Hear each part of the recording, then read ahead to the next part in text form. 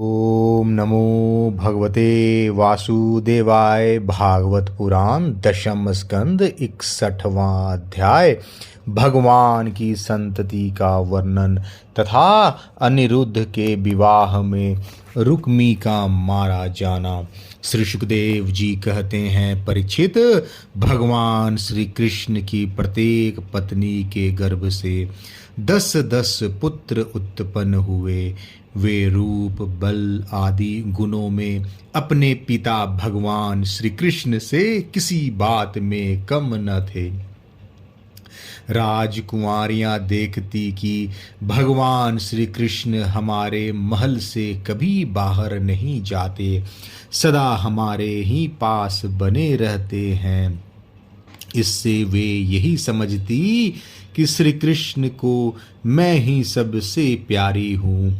परीक्षित, सच पूछो तो वे अपने पति भगवान श्री कृष्ण का तत्व, उनकी महिमा नहीं समझती थी। वे सुंदरियां अपने आत्मानंद में एक रस स्थित भगवान श्री कृष्ण के कमल कली के समान सुंदर मुख, विशाल बाहु, कर्णस्पर्शी नेत्र, प्रेम भरी मुस्कान, रसमयी चितवन और मधुर वाणी से स्वयं ही मोहित रहती थी। वे अपने श्रृंगार संबंधी हाव भावों से उनके मन को अपनी ओर खींचने में समर्थ न हो सकी। वे 16,000 से अधिक थी।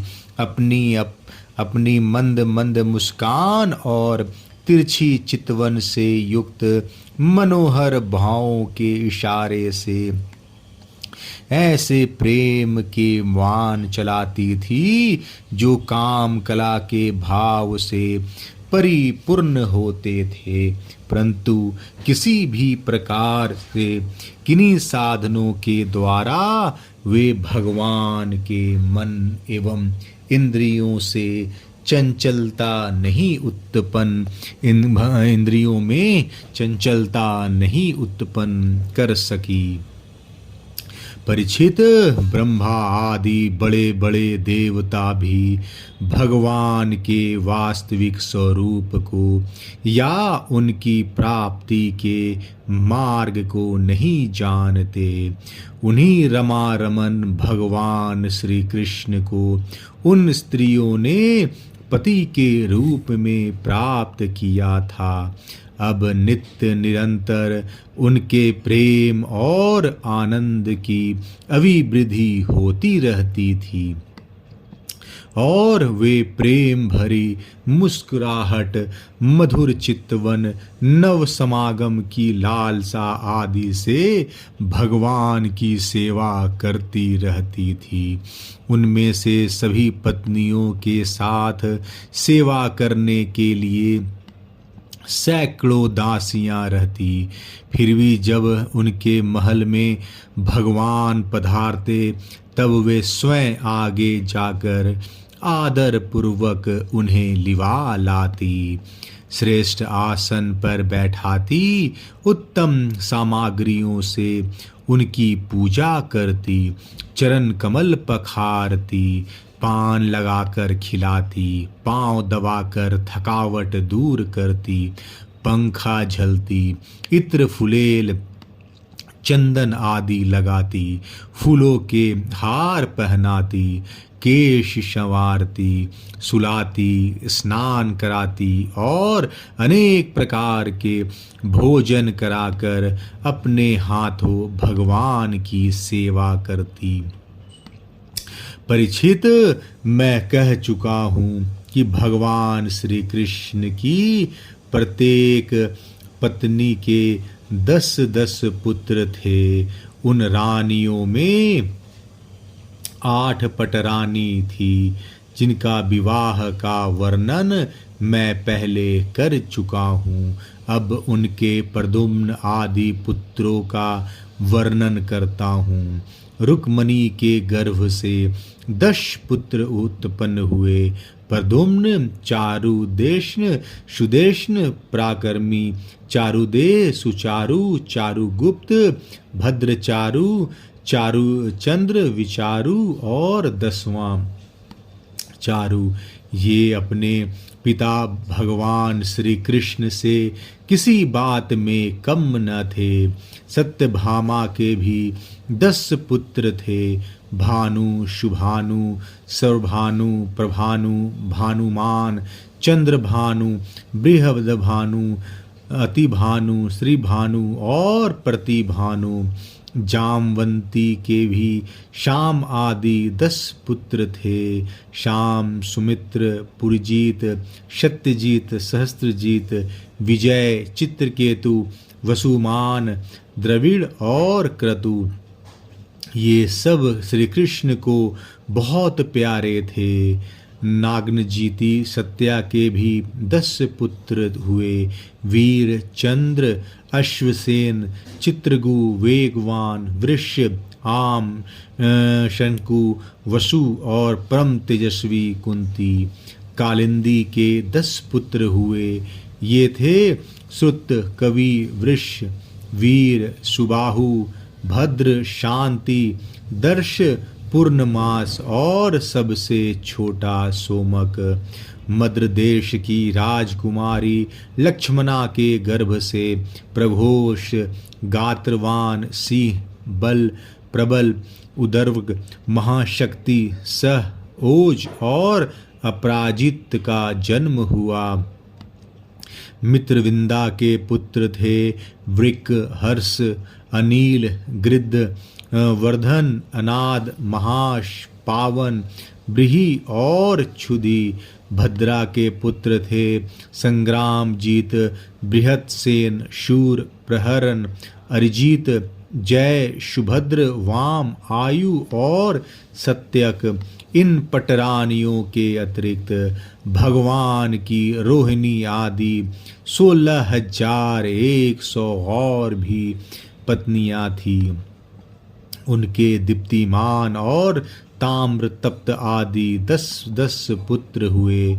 रुक्मणी नंदन प्रद्युम्न का मायावती रति के अतिरिक्त भोजकट नगर निवासी रुक्मी की पुत्री रुक्मवती से भी विवाह हुआ था। उसी के गर्भ से परम बलशाली अनिरुद्ध का जन्म हुआ। परीक्षित, श्री कृष्ण के पुत्रों की माताएं ही 16,000 से अधिक थी। इसलिए उनके पुत्र पौत्रों की संख्या करोड़ों तक पहुंच गई।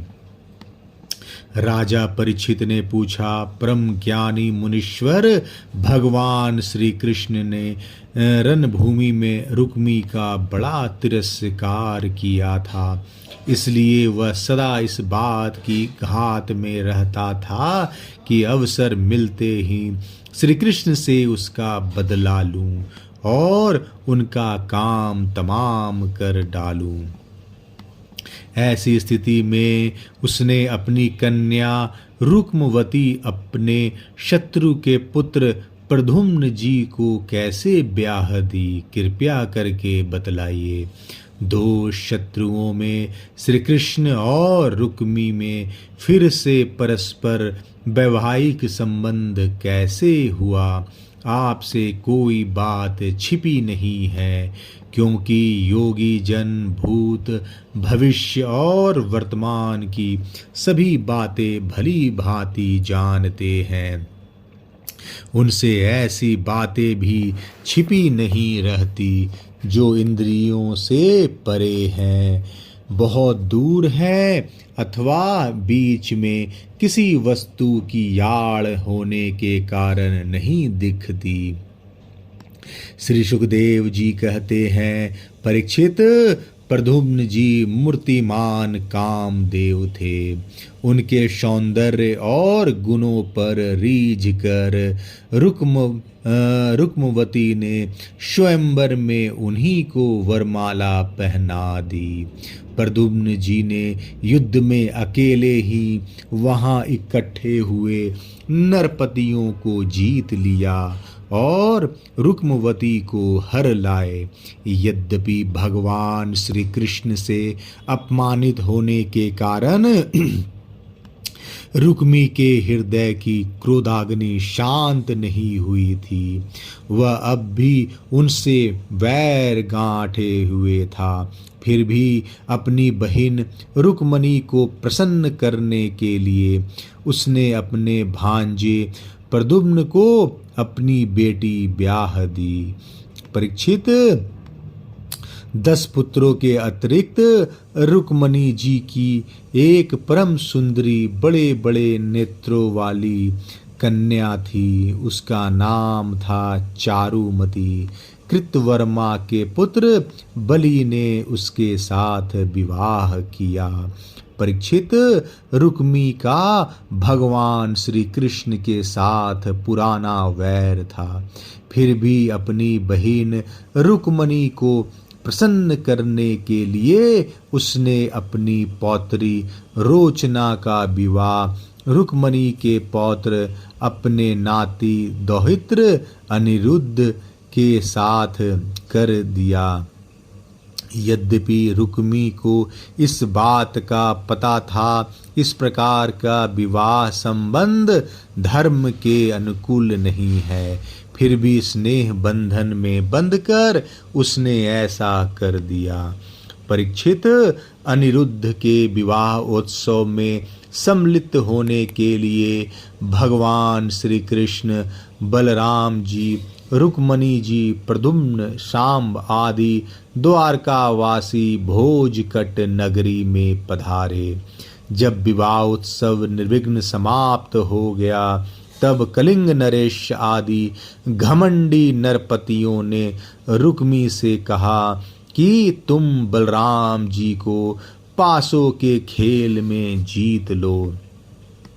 राजन, बलराम जी को पासे डालने तो आते नहीं, परंतु उन्हें खेलने का बहुत बड़ा व्यसन है। उन लोगों के बहकाने से रुक्मी ने बलराम जी को बुलवाया और वह उनके साथ चौसर खेलने लगा। बलराम जी ने पहले 100, फिर 1000 और इसके बाद 10,000 मोहरों का दाव लगाया। उन्हें रुक्मी ने जीत लिया। रुक्मी के जीत होने पर कलिंग नरेश दांत दिखा दिखा कर ठहाका मार कर बलराम जी की हंसी उड़ाने लगा। बलराम जी से वह हंसी सहन न हुई, वे कुछ चिढ़ गए। इसके बाद रुक्मी ने 1,00,000 मोहरों का दांव लगाया। उसे बलराम जी ने जीत लिया, परंतु रुक्मी धूर्तता से यह कहने लगा कि मैंने जीता है। इस पर श्रीमान बलराम जी क्रोध से तिलमिला उठे। उनके हृदय में इतना क्षोभ हुआ मानो पूर्णिमा के दिन समुद्र में ज्वार आ गया हो। उनके नेत्र एक तो स्वभाव से ही लाल लाल थे, दूसरे अत्यंत क्रोध के मारे वे और भी दहक उठे। अब उन्होंने 10 करोड़ मोहरों का दाव रखा। इस बार भी धूत नियम के अनुसार बलराम जी की ही जीत हुई, परंतु रुक्मी ने छल करके कहा मेरी जीत है। इस विषय के विशेषज्ञ कलिंग नरेश आदि सभासद इसका निर्णय कर दें। उस समय आकाशवाणी ने कहा, यदि धर्म पूर्वक कहा जाए तो बलराम जी ने ही यह दाव जीता है।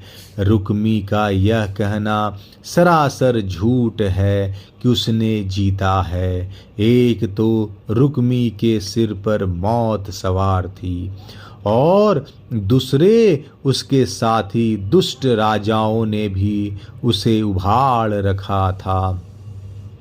इससे उसने आकाशवाणी पर कोई ध्यान न दिया और बलराम जी की हंसी उड़ाते हुए कहा, बलराम जी, आखिर आप लोग वन वन भटकने वाले ग्वाले ही तो ठहरे। आप पासा खेलना क्या जाने। पासों और बानों से तो केवल राजा लोग ही खेला करते हैं, आप जैसे नहीं। रुक्मी के इस प्रकार आक्षेप और राजाओं के उपहास करने पर बलराम जी क्रोध से आग बबूला हो उठे। रुक्मी के इस प्रकार आक्षेप और राजाओं के उपहास करने पर बलराम जी क्रोध से आग बबूला हो उठे। उन्होंने एक मुदगर उठाया और उस मांगलिक सभा में ही रुक्मी को मार डाला। पहले कलिंग नरेश दांत दिखा दिखा कर हंसता था, अब रंग में भंग देख कर वहां से भागा, परंतु बलराम जी ने 10 ही कदम पर उसे पकड़ लिया और क्रोध से उसके दांत तोड़ डाले। बलराम जी ने अपने मुदगर की चोट से दूसरे राजाओं की भी बाह, जांग और सिर आदि तोड़ फोड़ डाले। वे खून से लथपथ और भयभीत होकर वहां से भागते बने। परीक्षित, भगवान श्री कृष्ण ने यह सोचकर कि बलराम जी का समर्थन करने से रुक्मणी जी अप्रसन्न होंगी और रुक्मी के वध को बुरा बतलाने से बलराम जी रुष्ट होंगे, अपने साले रुक्मी की मृत्यु पर भला बुरा कुछ भी न कहा। इसके बाद अनिरुद्ध जी का विवाह और शत्रु का वध दोनों प्रयोजन सिद्ध हो जाने पर भगवान के आश्रित बलराम जी आदि यदुवंशी नवविवाहिता दुल्हन रोचना के साथ अनिरुद्ध जी को श्रेष्ठ रथ पर चढ़ाकर भोजकट नगर से द्वारकापुरी को चले आए। 61वां अध्याय समाप्त। जय श्री कृष्ण।